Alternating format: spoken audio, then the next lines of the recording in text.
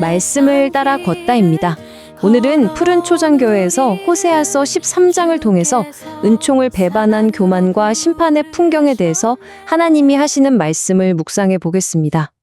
자, 오늘 본문은 참 무겁지만 동시에 우리 마음을 확 찌르는 굉장히 중요한 메시지를 담고 있어요. 단순히 수천 년 전 고대 이스라엘의 역사 이야기로 끝나는 게 아니라 바로 오늘, 지금 이 시대를 살아가는 우리 영적 현 주소를 아주 적나라하게 보여주거든요.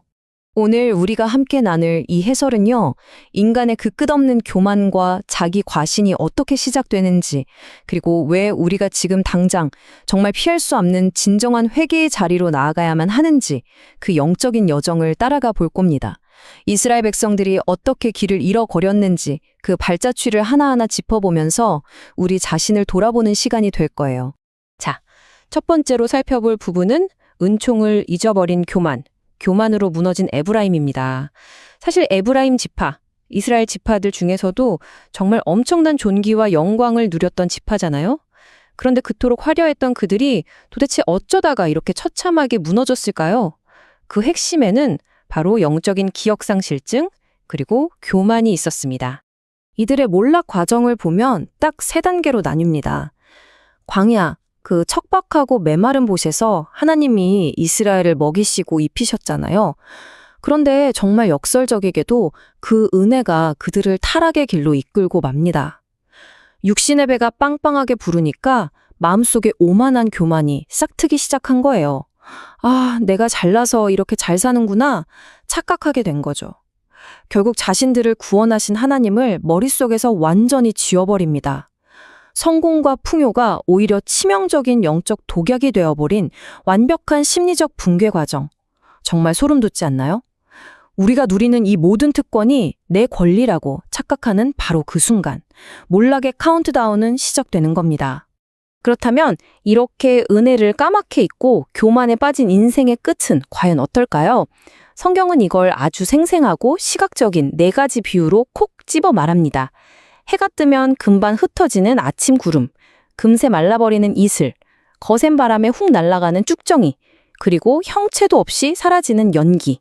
딱 감이 오시죠? 이 비유들이 공통으로 외치는 건 바로 완전한 허무함입니다. 죄와 교만 위에 아무리 화려하게 공들여 쌓아올린 영광이라도 정말 순식간에 흔적조차 없이 사라져버린다는 걸 아주 뼈 때리게 경고하고 있는 거예요. 이제 오늘 내용의 진짜 핵심으로 들어가 보겠습니다. 두 번째, 고대의 우상과 현대의 우상, 생명의 근원을 버리는 타락입니다. 이스라엘 백성들은 유일한 구원자이신 하나님을 꽉 붙잡는 대신에 자기들 손으로 조각한 우상에 기대는 진짜 어리석은 선택을 했어요. 이건 단순하게 종교적인 타락 정도가 아닙니다. 자기 스스로 생명줄을 싹 도 끊어버리는 말 그대로 영적인 자살 행위나 다름없었죠. 고대의 우상과 지금 우리가 섬기는 현대의 우상을 딱 붙여보고 비교해보면요. 인간 본성이 얼마나 똑같은지 깜짝 놀라실 겁니다. 에브라임은 자신들의 가장 귀한 은을 녹여서 아주 정교하게 송아지와 바알을 만들고 심지어 거기에 입을 맞췄습니다. 절대적으로 믿고 의지한다는 뜻이죠. 자, 그럼 우리는 어떨까요? 우리는 은송아지한테 절 안 하잖아요.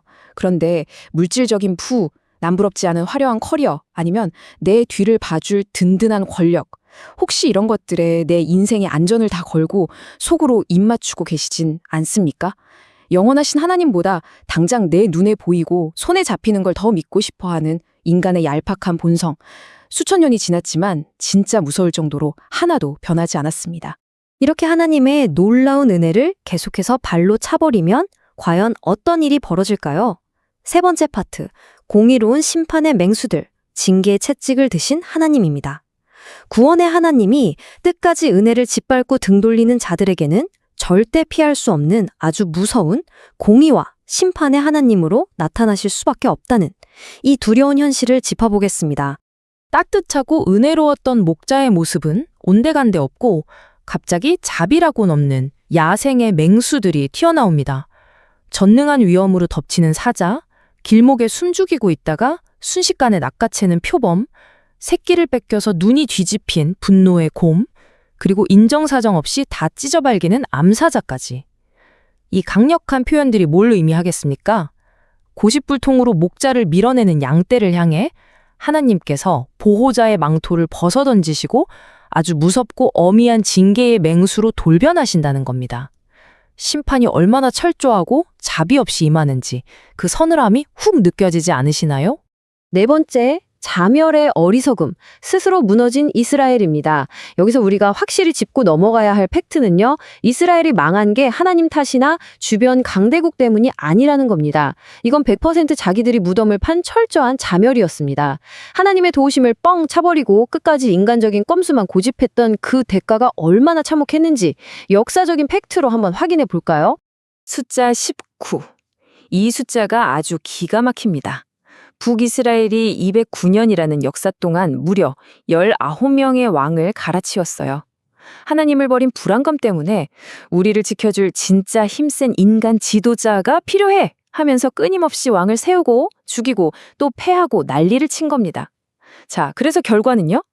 이 19명의 왕들 중에서 그 누구도 정말 단 한 명도 반역의 대가로 물려오는 심판에서 이스라엘을 건져내지 못했습니다.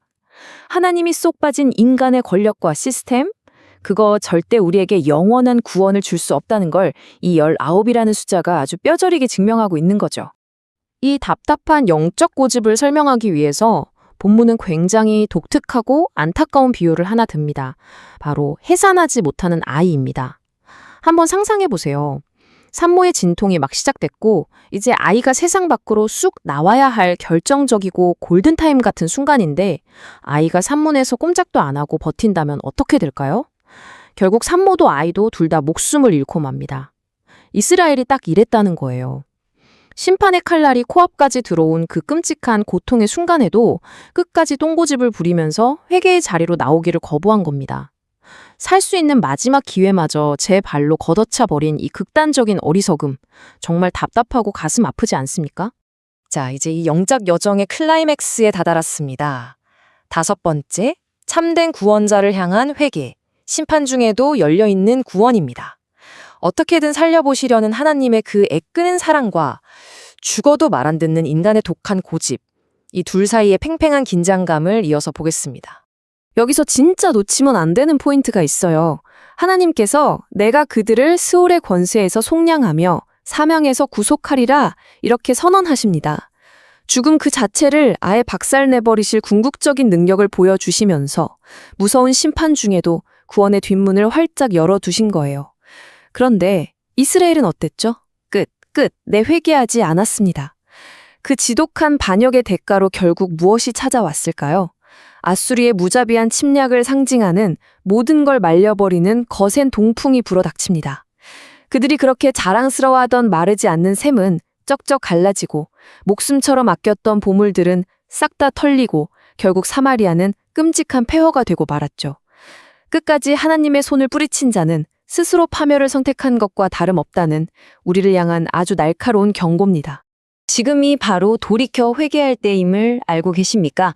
이 조금은 도발적이지만 절대 피할 수 없는 질문을 지금 여러분 스스로에게 꼭 한번 던져보셨으면 좋겠습니다.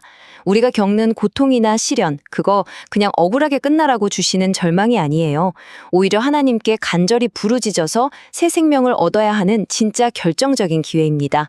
하나님의 경고는 우리를 죽이려는 정죄가 아니라 제발 돌아와라 하시는 사랑의 절규잖아요. 우리 삶 속에 아주 교묘하게 또리를 틀고 있는 이 현대판 우상들 다 깨부숴야 합니다. 헛된 교만 지금 당장 내려놓아야 해요. 오늘 이 해설을 함께 나누고 있는 바로 지금 이 순간이 은혜 받을 만한 때요, 회개하고 구원받을 수 있는 날이라는 사실 절대 잊지 마시기 바랍니다. 지금까지 말씀을 따라 걷다였습니다. 다음 시간에도 호세아서 14장을 이어서 살펴보겠습니다. 오늘도 말씀과 함께 평안한 하루 되시길 바랍니다.